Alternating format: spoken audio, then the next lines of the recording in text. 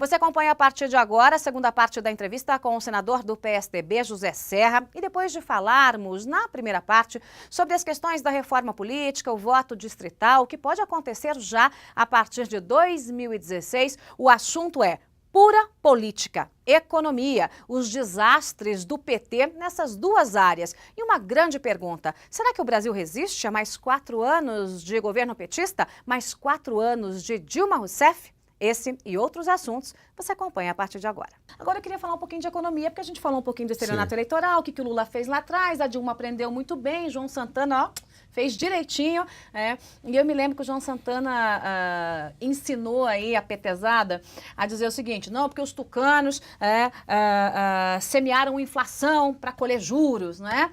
E o que a gente vê é que os petistas semearam inflação. É uma bela frase, só que ela foi para a direção errada. Quem fez isso foi o PT, o Brasil inteiro está vendo, tá certo? Arrochou-se indevidamente o preço da energia elétrica, está voltando agora reajustes mega, ou seja, com impacto na inflação muito alto. E aí o governo sobe os juros. Você sabe que essas medidas que o ministro Levy anunciou com relação aos juros vão aumentar a despesa pública, o gasto do governo, em 17 bilhões de reais. É porque pensa em aumentar você juros, pensa que quando você aumenta juros, fazem as juro, contas, né? Você tem que pagar. Como o governo tem dívida, o juro aumenta do pagamento. Isso às vezes não aparece.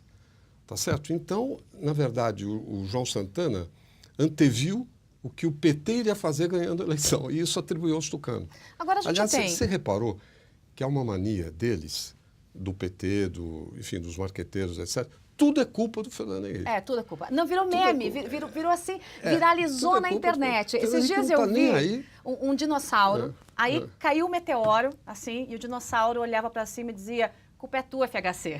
Claro. Então, assim, tudo é culpa da FHC. Então fica um cacuete. Eu acho que essa ideia já está desmoralizada. Eu, no lugar deles, não usaria mais esse recurso sob pena de desmoralizar cada vez mais, porque as pessoas, daqui a pouco vão dizer que a falta d'água ou o problema de energia elétrica é do Fernando Henrique. Não teve nada a ver, tá certo? Agora, o nosso cenário é um cenário pesado, né? A gente tem a questão do câmbio, dólar batendo nas alturas, fica namorando com os R$3 ali o tempo todo. A gente tem a energia elétrica, né? Tanto a falta da energia elétrica quanto esse reajuste aí que o governo tem que dar. A gente tem uma inflação muito acima aí do que se imaginava no teto. Tem jeito de remediar, senador? Olha, o custo que o Brasil está pagando é alto. Eu não vejo perspectiva dentro do atual contexto para um alívio, não. Eu acho que neste ano as coisas vão ser complicadas, porque esse ajuste fiscal, além de que é moderado, muito menor do que aparenta. Sim. Né? Tem muita coisa, tá? Não estou dizendo que é ruim, não, mas É que esse 1,2% do PIB, além de ser pequeno, primeiro tem que sair do vermelho, chegar no 0 a 0. Sim. Depois ainda 1,2% do PIB. E pelo que a presidente Dilma fez no ano passado, mudando a legislação para simplesmente descumprir a meta, fica difícil acreditar, né, senador? Teve uma coisa, acho que eu queria chamar a atenção, que voltou no Brasil, uma coisa que não acontecia mais desde o começo dos anos 90. E que no governo Fernando Henrique acabou de uma vez, não aconteceu nunca, atraso de pagamento. O governo passou a atrasar pagamento, administrando a economia pública na boca do caixa. O caso mais dramático é da saúde. Com todas as dificuldades que tem, está atrasando o pagamento para santas casas, transferências para estados e municípios. Isso é a coisa mais horrorosa, não só pelo efeito objetivo, como também pela quebra de lealdade com aqueles que prestam serviços e, inevitavelmente, criação de distorções, porque se você é um hospital, você atrasa pagamento, o que você faz? Como você não imprime dinheiro, você já vai começar a dar um jeito, entende? Não marca cirurgias, não faz. Você vai degradando todo o sistema. Nós estamos nessa situação. Eu queria te chamar a atenção, porque você é um repórter que está todos os dias lidando com esses assuntos. Atraso de pagamento é uma tragédia. É como eles estão levando o Brasil. E olha, isso não acontecia há mais de 20 anos. E eu conheço bem essa coisa toda, porque eu sempre lidei com orçamento quando estive em governos. E, inclusive, da área da saúde, que eu fui ministro também. Eu sou economista, não sou médico, mas eu administrei a saúde. Mas como é que pode ter atraso no pagamento se tem um valor que é carimbado pela Constituição? Sim, mas atrasa. Você não passa. Simplesmente descumpre a Constituição. Pronto, acabou. É isso. Não, a Constituição não manda não atrasar, até porque... Mas tem uma rubrica ali. Não é que a Constituição seja a favor, mas não entra em detalhe. Tem coisas que são impossíveis de resolver pela lei. É um problema de comportamento. Nós temos que melhorar a qualidade de quem é eleito no Brasil. Porque você pode ter a lei mais bonita, dependendo de quem esteja executando, deturpa, agrava. Então, isso está acontecendo, a meu ver, isso tem a maior gravidade. Né? E eu acho que... Eu vou dizer uma coisa aqui que pode parecer heterodoxa e surpreender. Tímido o reajuste fiscal do governo, e eles poderiam ter ido muito mais adiante se tivessem feito uma coisa que eu fiz quando administrei em vários níveis de governo, prefeitura, estado e governo federal, quando cuidei dessa área, que era revisar todos os contratos. Todo contrato que tem, você põe sob revisão, faz uma determinação que tudo tem que ser revisado. O que, pela lógica, significa economia. Claro, não. E aí você dá a diretriz informal, você não precisa nem escrever isso. Dizer o seguinte, olha, aqui eu quero diminuição de 10% geral. Se não tiver, pode ter cancelamento, você tem que pressionar. Aonde tem gordura, você sabe vai isso tesourando. funciona. E vou te dizer uma coisa, funcionaria mais espetacularmente depois de 12 anos de PT. Olha, com toda objetividade, isso não é coisa de opositor ou de quem disputa com o PT, etc. Estou dizendo isso com toda a frieza e objetividade. Se tem partido, se tem gente que não liga para custos, é o PT. Você concorda? Que deve ter de gordura, né? Os gastos estão obesos, porque eles não ligam, não dão a menor importância para a questão de custo. Então, fazer uma boa revisão disso renderia muito mais dinheiro do que outras coisas. Você percebe? Não é que não precisa fazer outras coisas, mas renderia muito. Eu fiquei surpreso da equipe, do Levi, do Barbosa, que é do planejamento, não terem feito isso. Tem todo o receituário. Aliás, nós até publicamos decreto, tem toda a maneira como fazer isso. Tá certo? Não compete a mim, eu não estou governando, eu sou oposição, minha responsabilidade é de vigiar, de criticar, não na base do quanto pior melhor, mas cumprir o papel que é necessário para a democracia. Agora, senador... Você sabe que a qualidade da democracia também depende da qualidade da oposição. Não, principalmente, agora, mas né? isso, Até que enfim a gente tem uma oposição. Isso eu achei engraçado, paradoxal, eles não terem feito. Agora, senadora, a gente tem aí um cenário Aliás, que... está em tempo ainda, deviam partir para isso. O Levi está começando agora, né? E tem um monte de desafios aí. Não, isso devia ter feito no primeiro dia.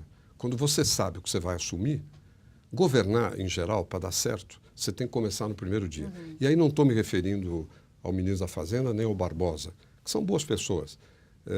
São homens públicos responsáveis. Agora, mas é o seguinte, a norma do PT... O PT tem algumas leis, ou antileis de funcionamento. Entre elas, que a menor distância entre 2 pontos não é uma linha reta, de que toda facilidade tem que ser transformada em dificuldade.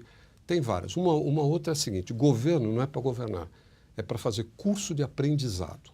Você começa a governar e aí vai aprender.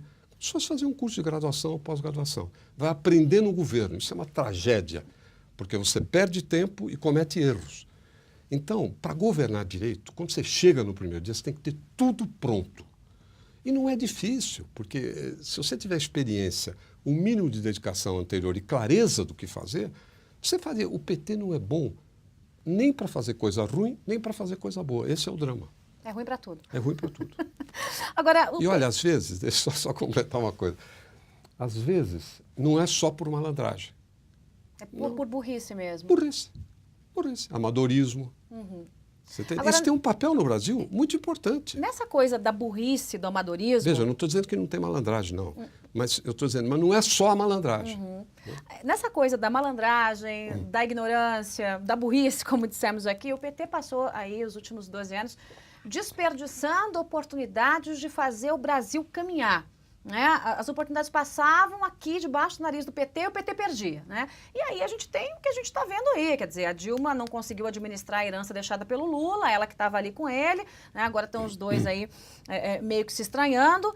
E tem o desafio, como a gente falou da economia, o desafio de Levi e Barbosa. Como é que o senhor enxerga esse grande desafio? Quais são os principais pontos desse desafio, senador? A questão básica é o comportamento, a performance da economia no curto prazo.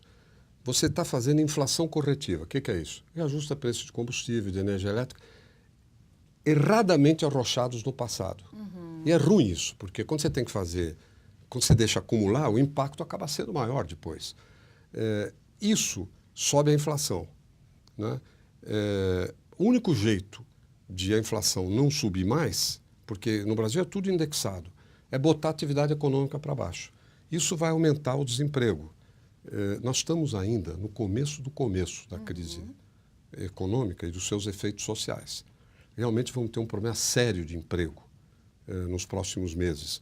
Aquela coisa do pleno emprego, etc., tal, que merece ser relativizado. Mas, mesmo assim, esse discurso já é. Essa coisa já foi. Né? E cria um ciclo vicioso, porque você precisa ter investimento. Não há economia no mundo que cresça sem investimento. O consumo é importante, claro, mas o investimento gera consumo. Porque você contrata gente, você compra materiais, isso e aquilo. E o Brasil não tem investimento. Então, o outro grande desafio, além da inflação e da recessão a curto prazo, porque esse ano é ano de recessão, vai cair o PIB. E tem as questões políticas, né? Também Petrolão batendo a porta, tem a questão também eu não estou nem falando da coisa do petróleo e da... porque petróleo, falta de água, tudo isso acaba agravando a crise. Você sabe que os bancos públicos e privados têm aí uns 130, 140 bilhões aplicados no sistema Petrobras, ou das empreiteiras que trabalham para eles e tal. Os bancos agora estão todos na retranca. Eles podem ter prejuízo por um lado e por outro, eles fecham as torneiras. Fechar a torneira, como está acontecendo, vai fechar a atividade econômica. Por exemplo, parcerias, PPPs, né, parceria público-privada, ou concessões públicas, que o governo Dilma desperdiçou. Podia ter feito muita coisa. Eu vou te dar um exemplo de algo que nós fizemos aqui em São Paulo, para você ter ideia de como funciona. Pois bem, esses projetos todos vão ser afetados porque o capital privado, a iniciativa privada, não vai ter financiamento. Você percebe? Porque está todo mundo na retranca. Eu vou dar um exemplo. Quando eu era governador, nós fizemos o Rodoanel trecho sul. Né? E aí eu botei em licitação a concessão. E a concessão do trecho leste que não tinha sido feito, estava no zero. Ou seja, quem ganhasse administraria o trecho sul feito e era obrigado a construir o trecho leste de graça para o governo. Isso foi feito. Sabe quanto eles gastaram? 3,6 bilhões de reais. Para o governo não saiu nada e tem o trecho leste do Rodoanel pronto. Se você fizesse isso no Brasil, você ia ter nadado investimentos, melhora da eficiência da economia. Mas daí não pode roubar, senador, não pode ter taxa de retorno. Não pode roubar, peraí, não pode roubar e precisa saber também. Não sei se você entende, porque preparo, eu quero insistir nesse ponto, preparo, experiência, saber como é que a vida funciona, tá certo? Não ter ideologias bestas, também tem o seu papel. Você percebe? Então, perdemos essa oportunidade. Dá um pouco de aflição, porque é como água que passou debaixo da ponte, como uma flecha que já foi lançada, entende? Não tem volta. Mas, com relação ao futuro, eu volto a um ponto também. Eu não sou obrigatoriamente pessimista. Sabe por quê? Porque eu confio que o improvável aconteça. A vida sempre é uma sucessão de improbabilidades. O que acontece para a gente, às vezes, é tudo coisa que era improvável, etc. E tal. Então, nós temos que torcer para que Deus ajude o Brasil e as coisas improváveis, boas, aconteçam. Tá certo? Para que a gente possa retomar. Agora, para isso, precisa ter bom diagnóstico, precisa ter propostas, tá certo? Precisa propalar as ideias. Nós temos que estar pronto para aproveitar coisas que o inesperado pode provocar. Bom, a gente já finalizou o tempo aqui, mas eu preciso falar do BNDES, porque o BNDES é aquela coisa, aquela caixa preta, que ninguém consegue, mas nem com uma marreta, conseguir saber o que tem ali dentro. Por que eu digo que ninguém consegue? O Tribunal de Contas da União, por exemplo, já fez alguns pedidos e eles estão se empilhando no BNDES para saber, por exemplo, quanto saiu de lá para o JBS. Quer saber quanto? Juros subsidiados, quanto é que saiu? Quanto que é de dinheiro público? Quanto não é de dinheiro público? Quanto é que foi que o erário pagou por isso? E imagine quantos são os outros amigos do rei que também se beneficiaram desse dinheiro com juros subsidiados. E aí, senador, tem lá pelo Senado uma CPI do BNDES que pode sair, já se discute isso no Congresso Nacional, e o senhor fez um pedido de informações também, né, em relação a isso. Olha, é o seguinte, devo te dizer, primeiro, eu acho que o BNDES é uma boa entidade pública, desde que foi fundado, nos anos 50. Segundo, eu sou a favor de ter, para o investimento, um crédito mais barato, que não significa taxa de juros negativa, não. Porque quando é um investimento de longo prazo, você não pode se financiar com a taxa de juros de curto prazo, que está nas nuvens, é a maior do mundo. Terceiro, acho que os técnicos do BNDES são competentes. É uma boa burocracia do BNDES, do Itamaraty, como da Câmara e do Senado, os consultores, assessores. É gente de bom nível, porque é muito difícil passar no concurso. Agora, qual é o erro aí? A falta de transparência. Eu quero saber qual é a política do BNDES para emprestar. Você concorda? Isso tem que ser debatido. Aliás, a Constituição demanda, eu pus na Constituição, na época da Constituinte, que a política de crédito das instituições públicas, financeiras, fosse explicitada. Quer dizer, você teve, por exemplo, o banco emprestando para empresas que iam fundir com outras. Ora, por que eu vou subsidiar? Porque o governo pega o dinheiro no mercado, caríssimo, dá para o BNDES com uma taxa de juros menor. Aí tem uma diferença. Bom, nós estamos pagando isso. Então, por que eu vou pagar para ter fusão? Não sei se você entende. Ou para que possa empresas brasileiras investirem no exterior. Aliás, gera emprego lá. Isso é uma mania de cucaracha nossa. Tá certo? Não, o Brasil é poderoso, nossa empresa investindo no exterior. Eu não tenho o mesmo entusiasmo, porque nós somos ainda uma economia em desenvolvimento. Precisa ter mais investimento aqui. Né? Agora, o banco fazendo isso, ou não tendo critério do ponto de vista de que atividade econômica, tá certo? Você tem que ter seleção. Atividades que tornem a nossa economia mais competitiva para poder exportar mais, entende? O que não tem é essa política, é uma confusão e não está explícita. Então, eu sou a favor de revisar todo esse esquema. Nós temos que reposicionar. Agora, quem recebeu, como recebe e quem receberá ainda. Não é jogar a criança junto com a água do banho pela janela. Não é para liquidar o BNDES. Não, é para dar o banho na criança direitinho, tá certo? E prepará-la. Você que é mãe sabe dessa diferença. Você não vai dar um banho na sua filha e jogar pela janela tudo. Agora, mas tem que dar o banho. Ou seja, tem que ter um banho aí no BNDES e tem que limpar esse caminho. Até para que tenha credibilidade, entendeu?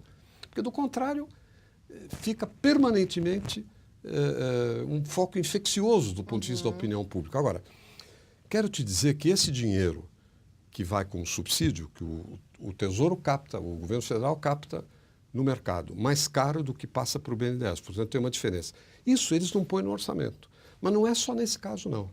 As operações, muitas vezes, que o Banco Central faz, essa de compra de swaps, é uma coisa complexa para desenvolver aqui. Mas o sujeito tem medo da desvalorização e compra dólar futuro. E o governo banca isso. Como o real está se desvalorizando mais, isso dá prejuízo. Também não está entrando no orçamento. No segundo semestre do ano passado, isso nos custou 20 bilhões. E não está no orçamento. Que beleza, hein? Você entende? Que tem muita coisa que não está no orçamento. Esse orçamento é conta de padaria, senador. Eu já tenho, inclusive, o projeto pronto. Já está sendo encaminhado para que tudo isso vá ficar transparente. Tudo vai ter que ficar transparente, entendeu? Inclusive as coisas do Banco Central, do BNDES e tudo mais. Agora, com tudo que a gente conversou aqui, senador, com essa situação da política, com a necessidade urgente, gente, é urgente, não é para daqui a pouco, não, da reforma política, dessa mudança, do voto distrital, de botar ordem na baderna do financiamento de campanha, e com tudo que o PT fez em relação à economia e também com a falta de transparência, o PT quer um milagre para sobreviver até 2018 e emplacar o Lula na sequência? Não é milagre, é ter uma certa proteção divina no sentido de fazer acontecer coisas que são possíveis, mas são improváveis. A vida está cheia de surpresas. A tua vida não foi assim, a minha foi um baú de surpresas, está certo? Coisas que você nunca imaginava que ia acontecer, que aconteceram. Mas o PT, de vez em quando se abre essa chance, entendeu? Não é um milagre o PT querer sobreviver até 2018 e ainda emplacar tudo que eles querem é empurrar com a barriga e eleger o Lula em 2018. Um milagre, seria um milagre, não seria? Eu acho uma utopia completa. Não dá mais para empurrar com a barriga. O Brasil ficou sem barriga, tá certo? Esse negócio de empurrar com a barriga, cadê a barriga? A barriga está vazia, tá certo? Então, não vão conseguir isso. Estou dizendo com muita sinceridade. Isso não me atemoriza. Tem muita gente que tem medo disso. É diferente.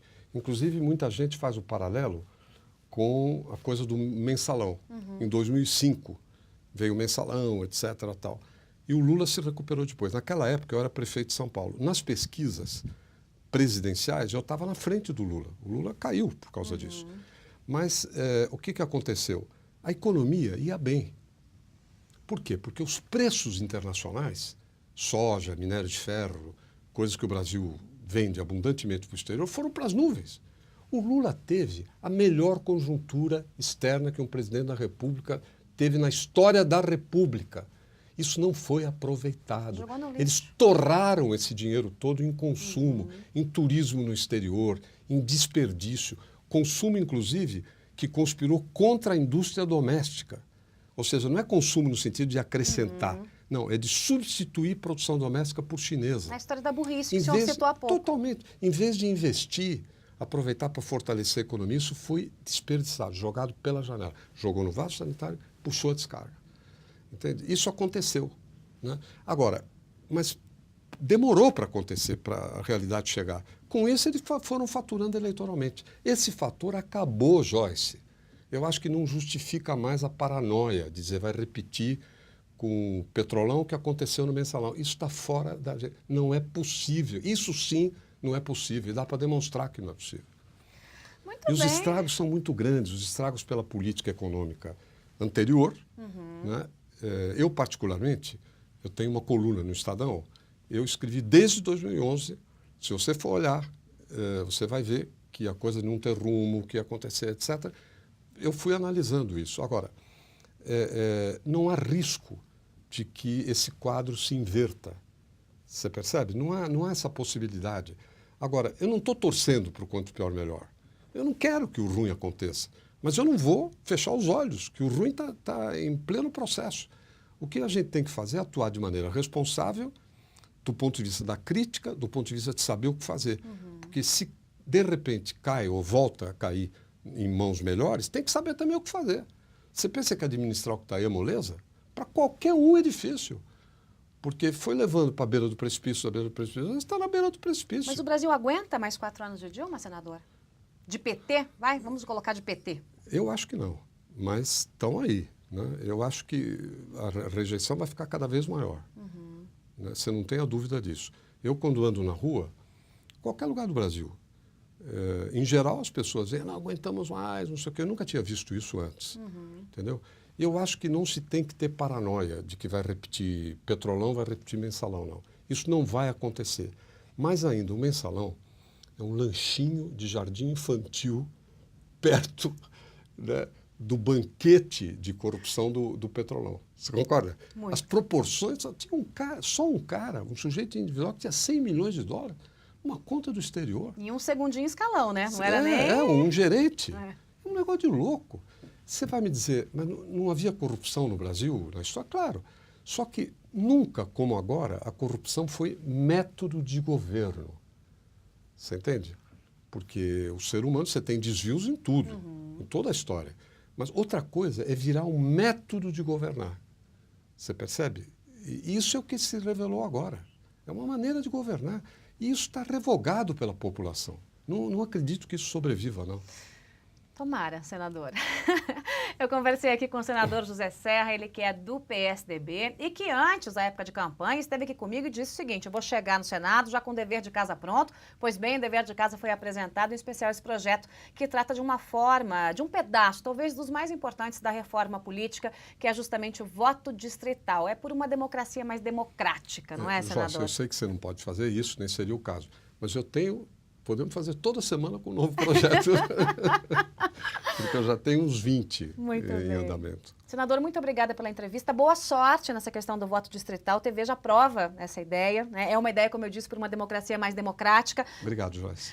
Aqui em TVja, tvdeveja.com. Você já sabe, a programação não para, então já já a gente se vê. Obrigada pela companhia. Tchau.